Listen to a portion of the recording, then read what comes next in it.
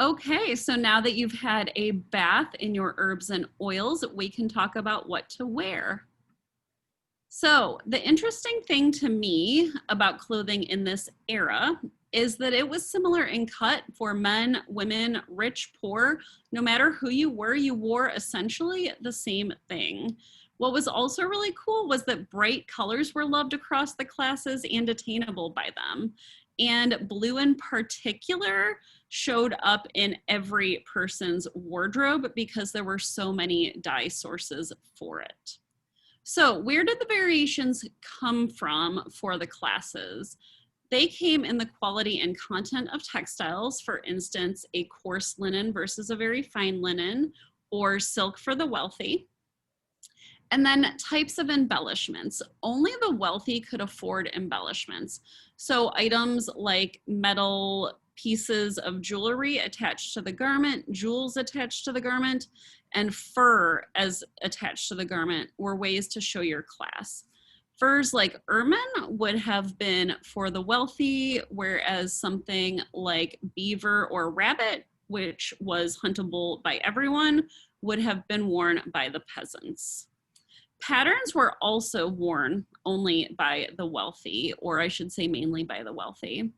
Patterns were woven into the garments, sometimes with real metal, such as gold or silver, and sometimes with the fiber of the fabric itself. So the patterns that were used during this era were called diaper patterns, not diaper, but diaper.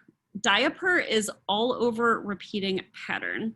If you have one of those cute holiday turtlenecks with a snowman or an elf or a reindeer repeating all over it, you actually own something with a diaper pattern on it.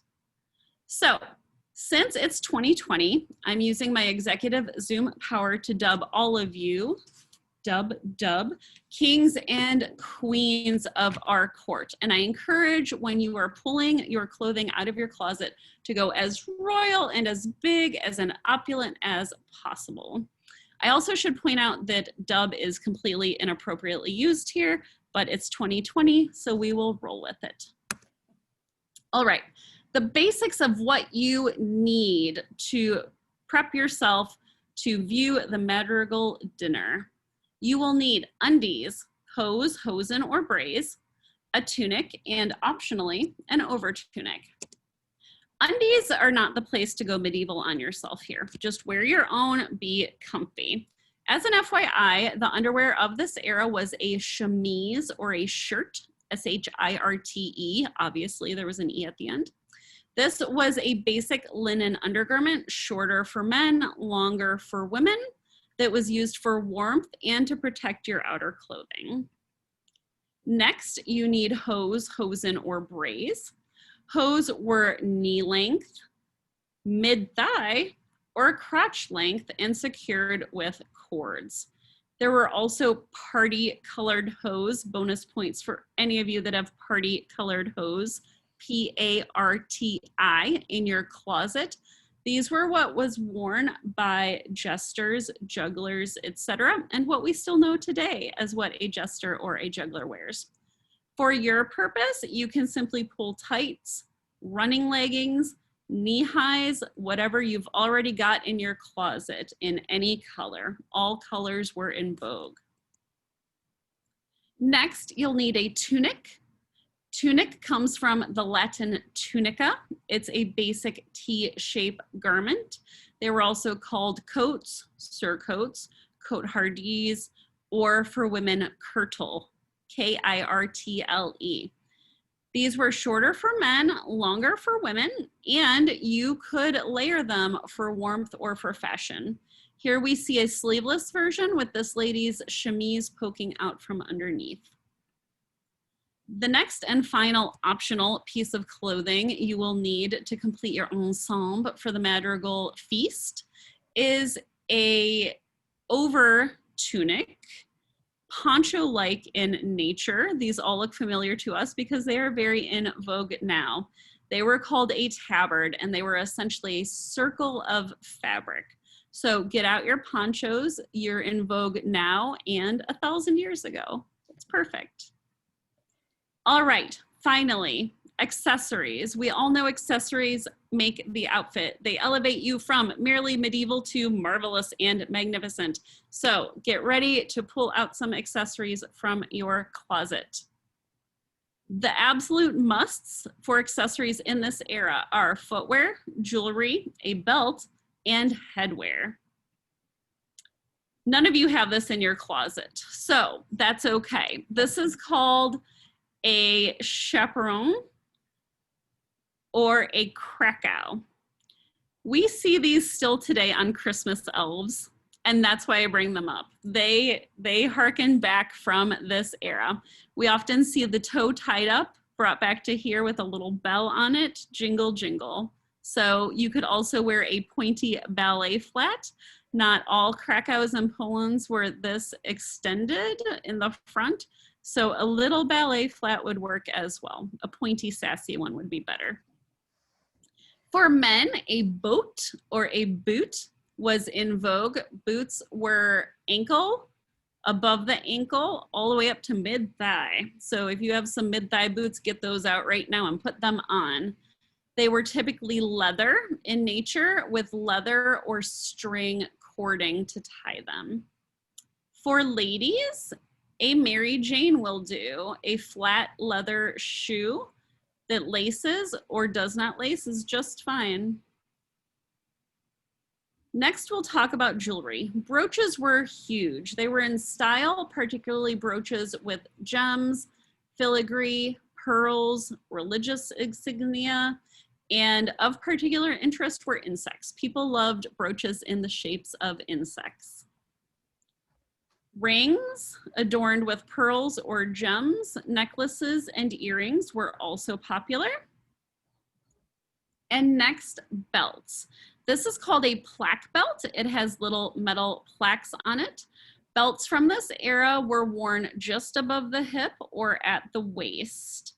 So this next is a girdle, which is a longer, softer belt that hangs low down the front of you. So here we see a girdle, and this one looks to be metal or pearl. Finally, we'll talk about headwear. Headwear is exciting because there were many, many options in that time. And today it's the only thing we can see on each other on Zoom. So we're focusing a little more heavily on headwear. Again, a lot of what was worn in the era, you already have in your closet. Straw hats, beret-like hats, knitted winter caps were all in vogue. And if you happen to have any academic regalia laying around, you can wear a nice hooded cap like one of these. And these long tails, people would wrap around their heads or their necks for warmth. If you're a lady, you can simply wear a piece of cloth, typically light, and a piece of cord around it. Cord, trim, even a thin belt, as veils were very commonly worn for modesty, to protect the hair, and for style. Lastly, I want to point out what we most typically see in Madrigal dinners. This is called a rondel or a rondeau. This is not to be confused with the 14th century poem, the 14th century piece of music, or the 14th century dagger, all called rondels or rondeaus. You can achieve this look simply by taking a foam wreath, splicing it and putting it back together so it's more oblong or teardrop shape. Cover it with fabric or trim, easy peasy.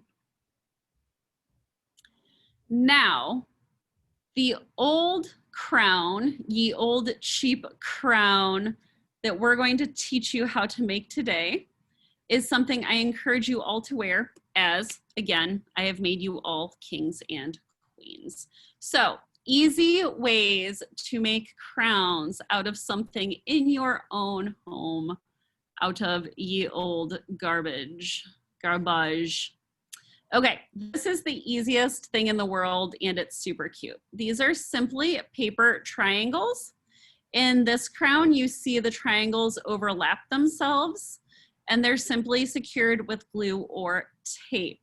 Note that if you use sticky notes, Post-it notes, you don't even need glue or tape. You can just cut them into triangles and attach the stick to itself in the appropriate circumference. Next, you can make a paper plate into a crown. You score it in a radiating star-shaped pattern.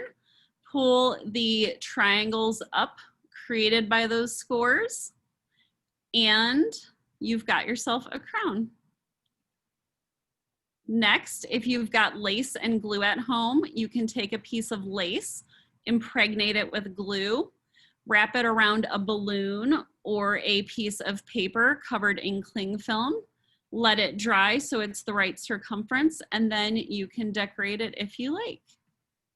And lastly, for those of you who were particularly fond of the fire jugglers, you can play with some hot glue as an easy way to make crowns. You can create a template and fill that entire template in with the hot glue. Or you can go a little more artsy and free form. Make a circle, add spikes onto that circle in any pattern you like, and voila, you've got a crown. Any of these 4 options, the hot glue, the lace, the paper, and the paper, can be decorated with markers, stickers, gems, ribbons, fur, any ephemera you find laying around. So to recap, you have all you need to get ready for the Madrigal dinner already at home in your closets. Enjoy the bright colors of this season. They were in vogue then, they're in vogue now. Have some fun with that. Make sure to don a cap, preferably a crown, and post ye old selfie portraits, please, in the comments of the crowns you create. We would absolutely love to see them. Thank you so much. Happy Madrigal season and Merry Christmas. Thank you, Melissa, so much for this wonderful presentation. It's giving me a lot of really good ideas, I can tell you. And I hope everyone has fun with the ideas and really makes this Madrigal merry for themselves. And hoping it brings the St. Mary's community together with our alums in a really special way. So thank you very much. And once again, don't forget, spay and neuter your pets.